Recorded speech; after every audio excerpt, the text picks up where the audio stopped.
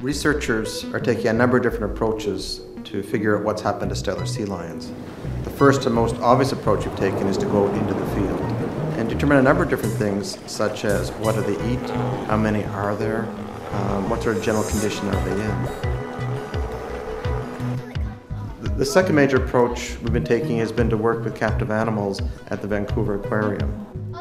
And with these animals, we have access to them 365 days of the year, and we can look at such things as how much food do they need on a daily basis.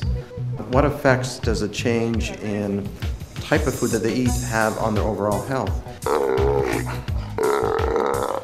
We've also been quite fortunate to take our captive animals out to the open ocean and to work with them in a controlled setting, but have the animals simulate actual foraging events.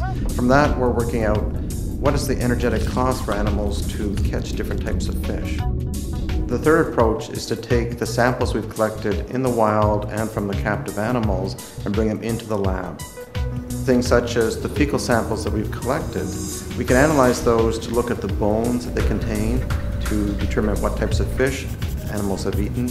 We can measure the size of the bones, determine how big the actual fish was that was eaten. We can estimate the rates of digestion.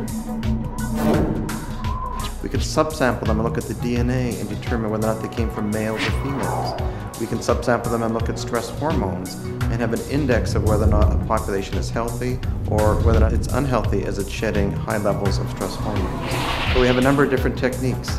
We can use our lab-based techniques, our captive studies, as well as the field studies, but overall we need all three to bring them together in order to figure out this mystery and solve it once and for all.